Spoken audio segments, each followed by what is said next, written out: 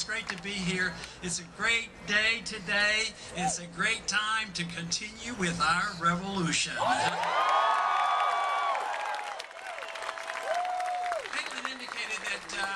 We're somewhat different than some of the other politicians, and if somebody would come from outside our campaign and come visit, these campaign events are a little bit different too, because earlier on I saw something, I said, I'll bet that never shows up in another candidate. Somebody holds up a sign and says, raw milk!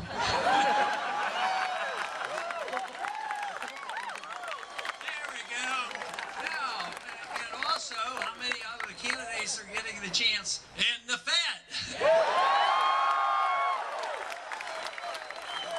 Those are nice slogans, but the real issue is our liberty, and we're bound and determined to get our liberties back again.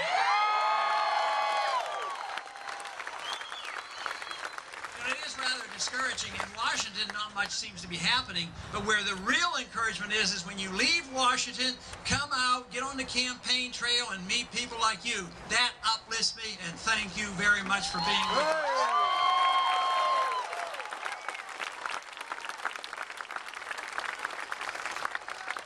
I'm asked so often, why do young people seem to be interested? Well, why shouldn't young people be interested in their own freedom?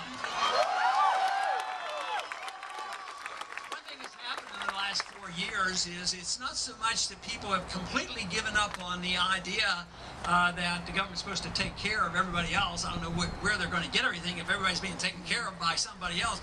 But I think what's happened in the last 4 years, a lot of people woke up and realized that it doesn't work anymore. How long can a housing bubble last? Eventually it bursts and the people who were supposed to help lose their houses. So people have awakened and said, look, this system isn't working very well. This monetary system doesn't work. This entitlement system enriches the rich and not the poor. And also we have a foreign policy that is deeply flawed, and most people in this country now, by a large majority, says it's time to come home.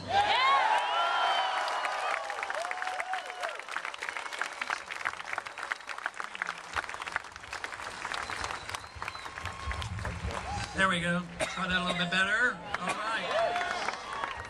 Now, there is no doubt that there are changes coming, and there's a big difference in these last 4 years.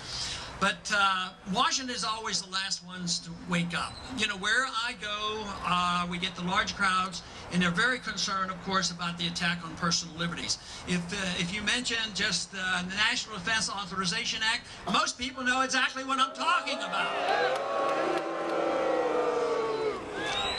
And then, of course, we've been talking a lot about the bill that they want to use to regulate the internet. The CISPA is the bill we're working on now.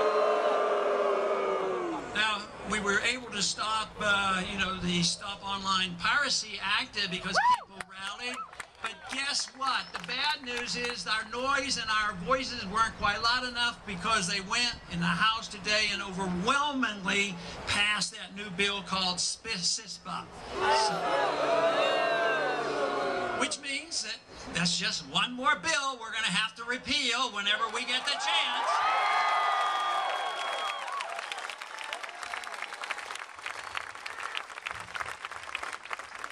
Along with the Patriot Act, of course.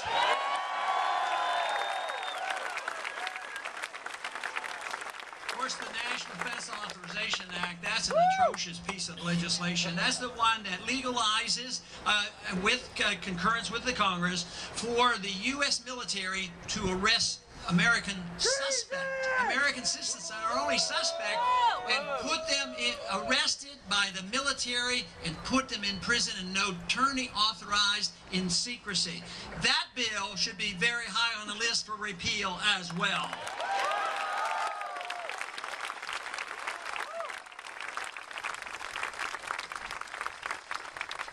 Weeks ago, the president renewed a bill called the Defense Production Act, which has been sitting around for a long time, and it means that in a time of national emergency, war going on, the president has the authority, of course, to declare, a total ownership of all businesses and all financial institutions.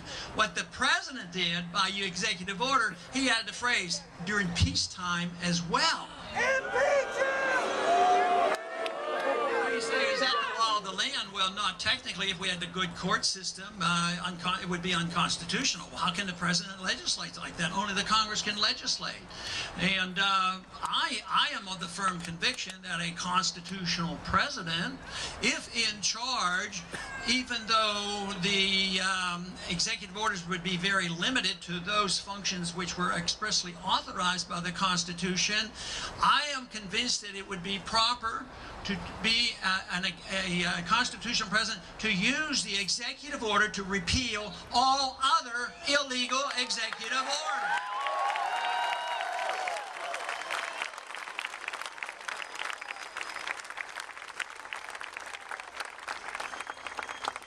So we have a long way to go. The attack on civil liberties have been rather severe because it is the principle of liberty you have to deal with. So if you're dealing with your personal lives and how you want to run your life, your ownership of your own lives, as well as your economic liberty and the foreign policy and monetary policy, it really boils down to the principle of what Jefferson started off with. Our inalienable rights, our rights to our life and our liberty and the right to pursue our happiness, and it is being God-given, given to us not by our government, but by our Creator.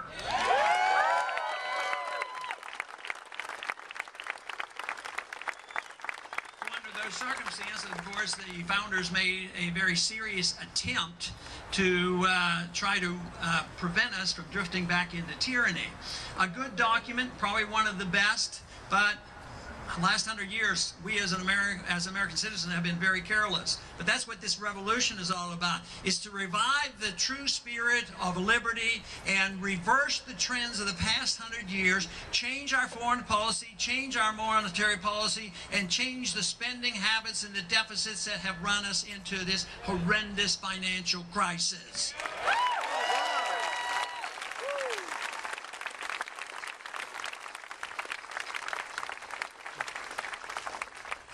This can be done simply by sending only people to Washington who are certified and capable of reading the Constitution, and that you believe them when they take the oath of office. Because we got in this trouble because of the careless interpretation of the Constitution, the Interstate Commerce Clause, the General Welfare Clause, the not reading and caring about Article 1, Section 8, not caring about the 9th and 10th Amendment. It wouldn't be that difficult. We don't have to invent anything new. We just need men and women of integrity that will take their oath of office seriously. If we got into this mess by not following the law book, all we need is to follow the law book, follow the Constitution. We'll get out of this mess.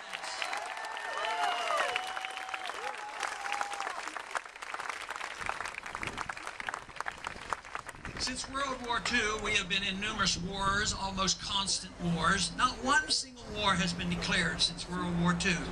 So simply, why don't we follow the law and say that the people, through their representatives in Congress, are the only ones who are allowed to declare war? And if we had that provision, had that been followed, we would have fought no wars since World War II. Think how much wealthier this country would be.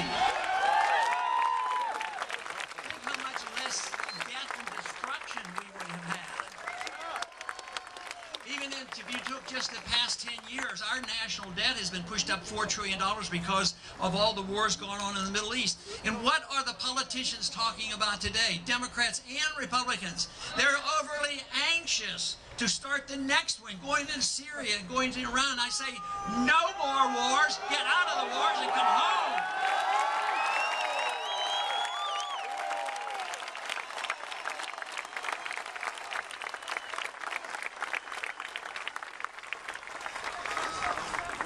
It's a moral issue, it's a constitutional issue, but you know, it's also an economic issue because great empires, great nations always seem to overextend themselves. Fortunately, we didn't have to have a nuclear exchange with the Soviets. They went broke before we did, and they had to go home and their system fell apart.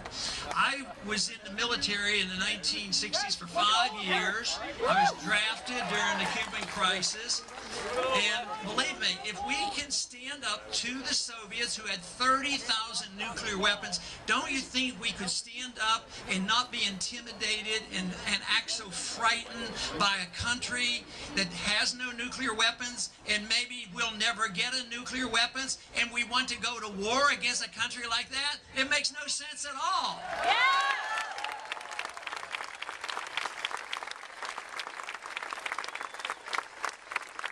Of this country were very definite on how we should deal with other nations. We should be friends and trade with all nations, willing to be friends and willing to trade, and we would be less likely to fight with them. A good suggestion would be, the Cold War is over, why don't we talk and trade with Cuba? Other countries are doing it. We're doing it with China now, and they've sort of wised up of the whole thing. We're in debt. We owe it to China. China saves their money.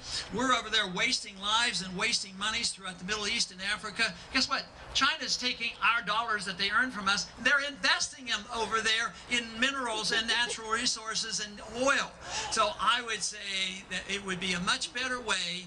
How about the old-fashioned capital way of being a productive nation and let people invest freely and cooperatively, rather than assuming a mercantilistic attitude that we have to go over, invade countries to protect our oil? Makes no sense.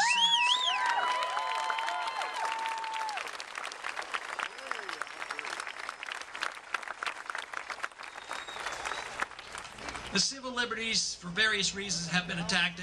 The attack has been much worse since 9/11, mainly, I believe, because of the erroneous analysis of 9/11. Iraq had nothing to do with 9/11, and we didn't need to invade Iraq.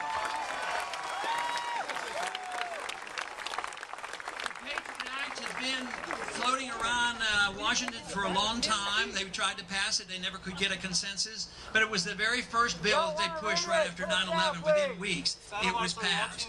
If they had called that bill Repeal the Fourth Amendment Act, maybe it wouldn't have been passed so easily. So when we repeal that bill, we won't call it Repeal the Patriot Act. We're going to say restore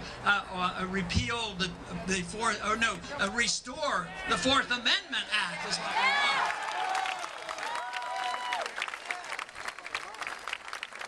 Unfortunately, we have not taken the advice of the founders nor looked at our Constitution, because in a republic, the government is supposed to be open. The people are supposed to have their privacy. The government is supposed to, if anything, protect our privacy. Today, as this legislation continues to be passed, and they're attacking now the internet, it seems like they don't care about our privacy, and we can't find out what's going on in the government. That, of course, is the real reason why we need to know a lot more about the Federal Reserve System.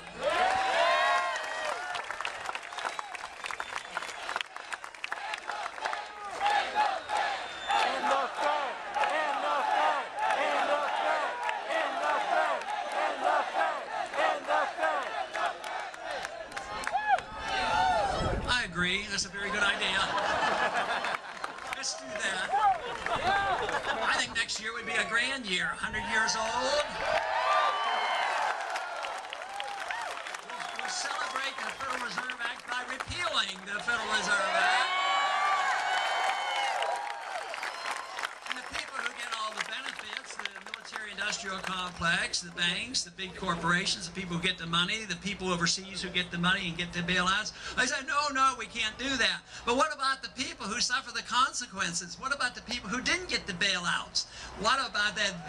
The middle class suffers the most when you destroy a currency. Whether it's ongoing in this country, whether it was in Mexico in the past, or Central America, or Zimbabwe, or Germany, it's the middle class that suffers the consequences. The natural consequence of destruction of currency means there's a transfer